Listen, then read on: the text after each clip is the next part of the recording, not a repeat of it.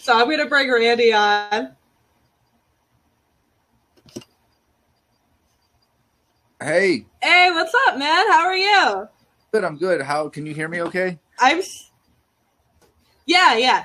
I'm doing this from my cell phone, so I don't have my laptop with me, and I'm actually out in Vegas at the moment, so I'm doing some recording out here while we're like dealing That's with the cool. COVID. While we're dealing with COVID, trying to keep busy, find other avenues or whatever to keep working while we can't go play shows.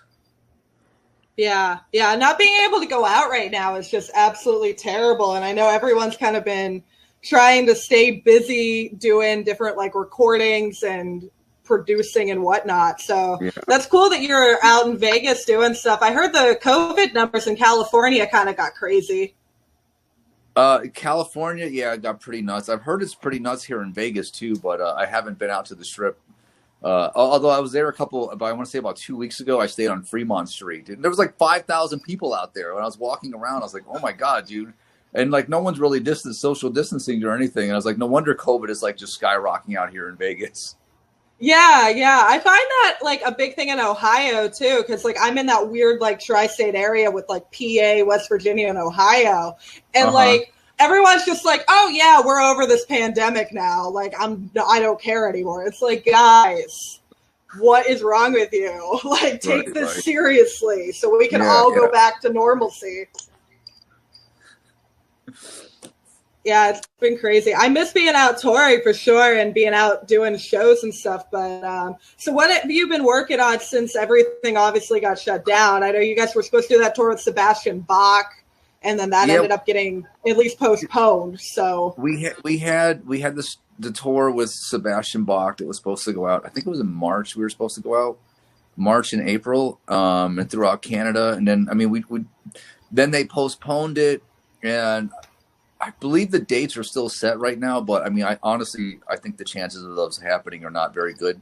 And the other reason is because there's a lot of crossing across the border from America to Canada, and so I don't think the Canadians are going to invite us over the border right now or let us over there at the moment. I don't think I'm going to let anybody over there actually, but there we had a bunch of festivals that were booked. I want to say we had like 7 or 8 of the big festivals that we were booked on, and all of them. Obviously they're that's the end of them for this year, anyways. Everything has been either canceled or postponed till next year. And so right now, I'm out here in Vegas. I've been working on a side project since something I've wanted to do for the longest time. And so finally it's like, well, we can't go out and tour, and there's there's only so much we can do right now with Stitched Up Heart. We're doing a Twitch stream on a daily basis, which takes up a couple hours, and some writing here and there. But so I started working on my side project for the first time. And so for who knows how long. So I'm out here with a couple friends doing some recording at the moment. That's really cool. And do you have any, I guess I kind of want to ask you, is the sound of your solo project going to be any similar to Stitched Up Heart, or do you even not know yet? No, I have a good idea. It's really going to be a lot more electronic. It's honestly a lot different than it's not really rock. It's going to be like a lot more electronic kind of, basically a lot like the Prodigy or like Fatboy Slim. Pendulum, if you ever heard of those. I've always been like a really big fan of the electronic music, and so I'm kind of going down that avenue for this one, branching out into other things. Yeah, there's nothing wrong with that, because you get like more of a reach to different people, and maybe those people are also a fan of rock, they've never heard of your band, and they're going to be like, oh, this is really cool. Yeah. They'd be like, oh, this is really cool. I'm going to go see if he has any other bands. Yeah. Right. Yeah, I totally get that. So go ahead. No, I was just going to say, I mentioned I met you on the Steel Panther tour last year, and I kind of wanted to talk to you because obviously I've been sitting at home reminiscing about the last 3 years I've pretty much spent living out of my car on the road. What kind of road story, do you have any cool road stories that you wanted to share? Because I know we shared a bunch when I met you on the tour, and I just didn't know if there was anything you could share from what you have. Well, the Steel Panther tour, as you know, we don't talk about what happens backstage at Steel Panther shows. Yeah, we don't talk about that. Everybody is just, there were nice little boys back there and just hanging out, just getting ready for the shows usually. I'm trying to think of some good stories. There's one I can think of God, this one actually happened a couple years ago when the first year I was in Stitched Apart. And we were touring, we were going like nonstop. And we were playing it was a festival in, I think it was Brownsfield, Texas is where it was. And there was this, it's like this huge field that we're playing in. They set up a couple stages. I think Saving Abel was headlining the festival for this year, or the day we were playing anyway. But the backstage area was a little bit of a walk, maybe about 100 yards away from where the stage was. And it was like this older kind of building or whatever. And so I walk up there. Oh, this cat's a little. Sorry, there's a little kitty right there. Hey, kitty. Come on, kitty.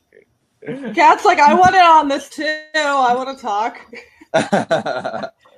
Oh, so anyways, what happened was, I'm looking at the back of the building. Someone pointed to it and they said, yeah, that's where the green rooms are. They're in that building over there. So I was like, okay, cool. And I see on the back of the building, there's this really old bell. And it's maybe about a little bit smaller than the cat, actually, is about how big the bell is. And, but I was like, well, it has a little thing on the bottom. So I was like, naturally, I just grabbed the little dangly thing and I ring it really hard. And all these wasps fly out of the bottom of it. I was like, oh, shit. And they start swarming around. And one of them, a couple of them stung me. One of them stung me in the chest. I was oh my God. They were living up inside of the bell pretty much.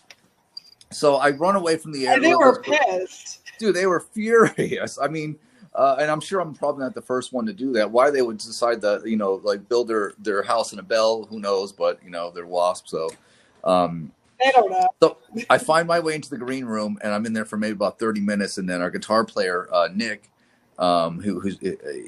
he calls me and he's like, "Hey, Randy, dude, how do I get to the green room?" And I thought he was standing over by the stage. And but anyways, I tell him, I was like, "Hey, dude, do you see that bell on the back of the building? You got to ring that bell." And he happened to be standing right by it. And he was like, as soon as I said that, I heard ding, ding, ding, ding. I was like, no, don't ring the bell. And he dropped his phone. I can hear him yelling God, all these what?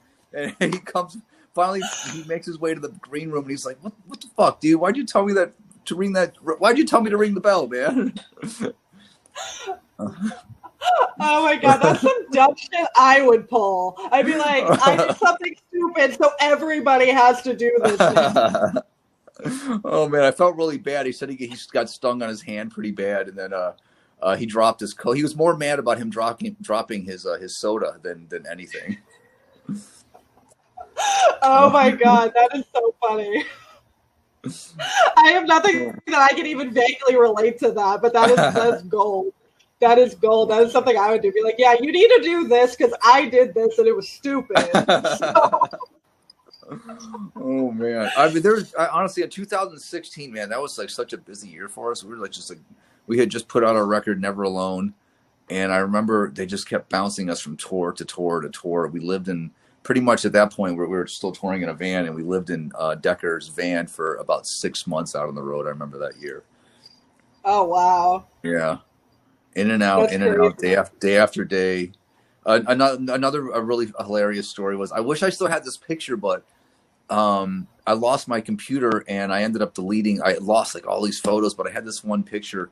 We were playing Carolina Rebellion that year, and I remember we're one at the time. We're one of the opening bands for the festival, and there's all these we pull up and we're like, where do we park at? And the guy said, "Oh yeah, just go park over there on top of the hill, over by where all those buses are." So, and then we pull around all these buses and then park the van and walk away. And I could just look, and I could see all these multi-million-dollar tour buses with these trailers and these crews. And then in the very front, you see this old van that's kind of beat up with this really faded black trailer on the back. And I remember I had this. It was a really comical picture. I wish I still had that thing. but unfortunately I lost That's it. funny. That reminds me, and I don't want to like call out the band because I know they would get mad at me for telling the story, but I did a festival with a band last year, and we pretty much had to break into the festival. Like there was like no instructions on how to get in. Like it was just like, Oh my oh, I God. have to go this way. Like move the gate. Like I don't know what's going on. It was nuts. We've actually had, I don't want to say which festival but there was one where we were on, I think it was in 2018, and it's like a 3-day festival. It's one of the really big ones.